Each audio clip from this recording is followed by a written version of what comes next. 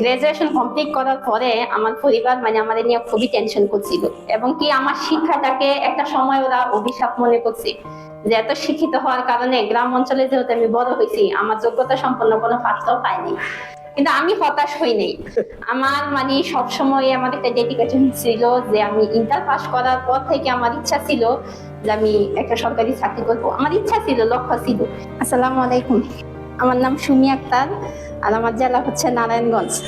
খুব ইচ্ছা ছিল আপনাদের মধ্যে এখানে বসে থাকতাম আর দেখতাম যে কবে আমি এই জায়গায় আসবো, কবে আমার সফলতার গল্প বলবো আমার দুইজন প্রিয় মানুষের সাথে। কিন্তু আজকে হাফিজ স্যার নাই, স্যারের অসুস্থতার জন্য আমার করঞ্চল 21-এ চাকরি হয়েছে, 60 মুদ্রাক্ষরী কাম কম্পিউটার অপারেটর পদে।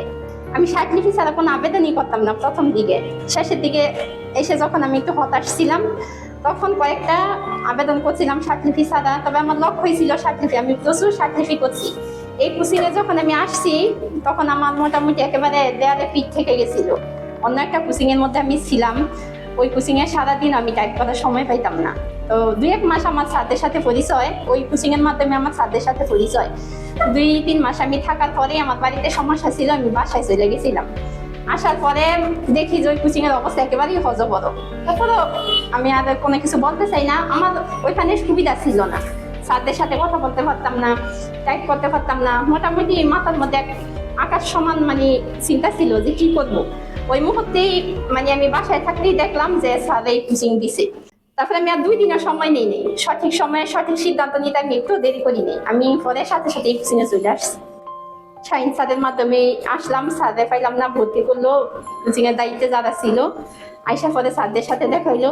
আমার এই কোচিং এ আসার একমাত্র উদ্দেশ্যই ছিল হাফিজ স্যারের জন্য, যেটা না বললেই নয়। আমি হাফিজ স্যারের প্রয়োজনীয়তা অনুভব করে এই কোচিং এর মধ্যে আসছি।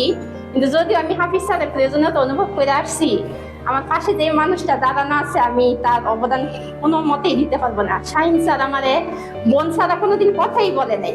আসতে যাইতে সুমি বোন কেমন আছো, হাফিজ স্যারের জন্য আশা কইলো। আমি শাহিন স্যারের মতন একজন মানুষের সেইখানে পাইছি। ওই কোচিং এ আমি শাহিন স্যারের সাথে আমার কোনো কথাই হয়নি, আমি দেখিনি ওনাদের। একদিন শুধু আমি ক্লাস করতে দেখছিলাম। এই কোচিং এ আসার পরে দেখতে পাচ্ছি আমি দুইজন মানুষের সম্পর্কে যেরকম শুনছি তার চেয়ে বেশি আন্তরিক এরা। প্রথম দিকে আমি যখন পরীক্ষা দিতাম, আমি যে অঙ্কগুলা পারতাম না, বাংলা সাধারণ জ্ঞান পারতাম না, আমি ওগুলা সব টেকনিক কার্ডের পিছনে লিখে আনতাম। আইনা হাফিজ স্যারের দিতাম, বাংলাতে শাহিন স্যারের দেখাতাম, সাধারণ জ্ঞানে আমাদের মুকুল স্যার ওনাদের দেখাতাম।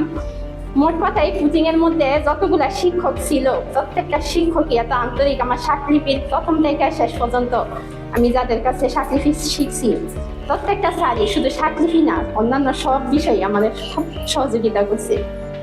তবে এই কোচিং সম্পর্কে, স্যারদের সম্পর্কে আসলে কিছু কথা না বললে নাই। এই শাহিন স্যার, বিশেষ করে পার্সোনালি শাহিন স্যার, আমি যত সমস্যা যখনই আমার এমনও মাঝে মধ্যে হয়েছে, আমার যখন খুব খারাপ লাগছে, বুকের ভিতরটা টেনশন করছে, খুব খারাপ লাগছিল, তখন আমি আইসা শাহিন স্যার, হাফিজ স্যার যেখানে বসে থাকতো ওই জায়গাটার মধ্যে আমি বসে থাকতাম। আমার ওইখানে বসে থাকলে খুবই শান্তি লাগতো। একটা চাকরি হওয়ার পিছনে অনেক মানুষেরই অবদান থাকে, তবে একটা প্রতিষ্ঠানের শিক্ষকদের অবদান সবচেয়ে বেশি। তবে আজকে আমার এই চাকরিটা হওয়ার পিছনে যে মানুষটার অবদান সবচেয়ে বেশি, যার জন্য আমি এই জায়গায় আসতে পারছি, সে হচ্ছে আমার ছোট ভাই। আমার এই ভাইয়ের জন্যই আজকে আমি এই জায়গায় আসতে পারছি। আমার ভাই যদি না থাকতো, তাহলে আজকে আমার নিজের একটা পরিচয় কখনই হইতো না। আমার ভাই আমাদের শুধু আর্থিক সাপোর্ট না, সব দিক দিয়েই সাপোর্ট দিছে। আজকে হয়তো আমার ভাই আমার লাইফটা দেখবো, আমি বলি যে ভাই, আমার শরীরের চামড়া দিয়ে যদি আমি তোমাদের জুতো বানাই দেই, তাহলে আমার কোনোদিন এই ঋণ শোধ হবে না। কি বলবো, আমি শুধু এতটুকু বলি, বাংলার প্রত্যেকটা ঘরে ঘরে যেন আমার ভাইয়ের মতন একটা ভাই হয়। আমার পরিবারের সবাই আমাদের খুব সাপোর্ট করছে। আমি যখন এইখানে আসবো, আমার এক ফ্রেন্ডের মাধ্যমে শুনছি, আমি যখন আমার পরিবারের মানুষের বলছি, আমার পরিবারের একটা মানুষও বাধা দেয় নাই, সবাই অনুমতি দিছে। ছোটবেলা থেকে খুব ইচ্ছা ছিল যে নিজে একটা কিছু করবো, নিজের একটা পরিচয় হবে, আমার নামটাই আমার পরিচয় হবে।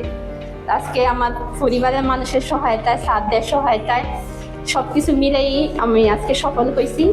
তবে এই সফল আজকে আমি যতটুকু খুশি, এই খুশি আমি আরো কিছুদিন আগেই হয়েছি। আমার এই প্রতিষ্ঠানের প্রতি খুবই আস্থা এবং ভরসা ছিল। আমার বাগিনা আমার সাথে এখানে আসছে তালতলাতে, ও অন্য একটা প্রতিষ্ঠানে ছিল, আমি অন্য একটা প্রতিষ্ঠানে ছিলাম। আমি এটাতে আসলাম, আসার কিছুদিন পরে আমি খুবই ভরসা করে কোচিং আনছি। আনার পরে মাসাল্লাহ 8 মাসে ওর সরকারি চাকরি হয়েছে এই প্রতিষ্ঠান থেকে, বিভাগীয় কমিশনের কার্যালয়ে না? বিভাগীয় কমিশনারের কার্যালয়ে। তবে এই দীর্ঘ সময়ে আমার পাশে যে ছায়ার মতো ছিল, যে আমাদের সব সময় অনুপ্রাণিত করছে, সাহস যোগাইছে, বলতে গেলে আমার এই সংগ্রামী জীবনে আমার সঙ্গী ছিল আমার ভাগিনা। আমি আজকে ও আমার পাশে আসলে আমি খুবই খুশি হব। আসো আসো। ওদের কি পরিমাণ আমাদের সান্ত্বনা দিছে। লাস্ট একটা মাস যখন আমার ট্যাক্সের প্রত্যেকটা জোনের মধ্যে পরীক্ষাগুলো হইতেছিল, আমি এতটাই ভাইয়া পড়ছিলাম, আমি কেন জানি না যে আমি এতটা ভাইয়া পড়ছিলাম। আমি জানতাম, আমার আশা ছিল আমার ট্যাক্সে চাকরি হবে, এই আত্মবিশ্বাসে আমি আমার হোস্টেলে না করে দিছিলাম 1 মাস আগে। আমার আত্মবিশ্বাস ছিল যে এই মাসে সবগুলো পরীক্ষা হবে এবং আমার ট্যাক্সে চাকরি হবে, এর জন্য আমি না করে দিছিলাম। মানে আমার এত আত্মবিশ্বাস ছিল। তারপর আমি খুবই চিন্তিত ছিলাম। আমি এই লাস্ট এই 15টা দিন, চাকরি হওয়ার 15টা দিন আমি এত পরিমাণে কান্না করছি, কোনো দিন বাকি যায় না। আমি ফোন করে ওর সাথে অজরে কাটতাম। যদিও আমার ভাগিনা হয়, আমার বাবার মতো আমার মানে সবসময় করছি, ছায়া দিয়ে রাখছি। যে কোনো একটা সেন্টারে যাওয়া, আজকে একটা চাকরি হওয়ার পিছনে অনেক মানুষেরই অবদান থাকে, অনেকের কথাই বলা যায় না। আমার সাথে যারা সাকিফি করছে, জাহাঙ্গীর ভাই, ফারুক ভাই, জিয়াদ ভাই, ওরা সবাই, নজরুল ভাই, আমান ভাই, সবাই মানে খুব চলে গেছে না, সবাই চলে গেছে। আমি লাস্ট যখন আসতাম একটা ছেলে ছাড়া আর কেউ ছিল না। আমি ওদের বলতাম যে তুমি আর আমি শুধু আছি, আর কেউ নেই।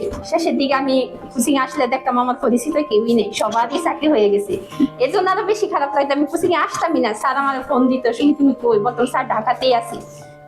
কোচিং আসো, কিন্তু ভালো লাগতো না, আসতাম না। তবে এই প্রতিষ্ঠানের প্রতি আমার প্রাণের প্রতিষ্ঠান, এই ফেনাসিয়া কম্পিউটারে এসেই আজকে আমার স্বপ্ন পূরণ হয়েছে। আমি খুবই হতাশ ছিলাম। আজকে আমার যে চাকরি হয়েছে তার চেয়ে বেশি খুশি আমার ভাগিনা। আমরা দুইজন মানুষ, আমার ভাগিনার খুব ইচ্ছা ছিল যে আমরা দুইজন মিলে একটা লাইভ, সেই স্বপ্ন আজকে পূরণ হইল। এই আমার সামনে যে আপুরা আছে এবং লাইভে যে আপুরা শুনতেছে, গ্রাজুয়েশন কমপ্লিট করার পরে আমার পরিবার মানে আমাদের নিয়ে খুবই টেনশন করছিল, এবং কি আমার শিক্ষাটাকে একটা সময় ওরা অভিশাপ মনে করছে যে এত শিক্ষিত হওয়ার কারণে গ্রাম অঞ্চলে যেহেতু আমি বড় হয়েছি, আমার যোগ্যতা সম্পন্ন কোনো পাত্র পাইনি। কিন্তু আমি হতাশ হই নাই।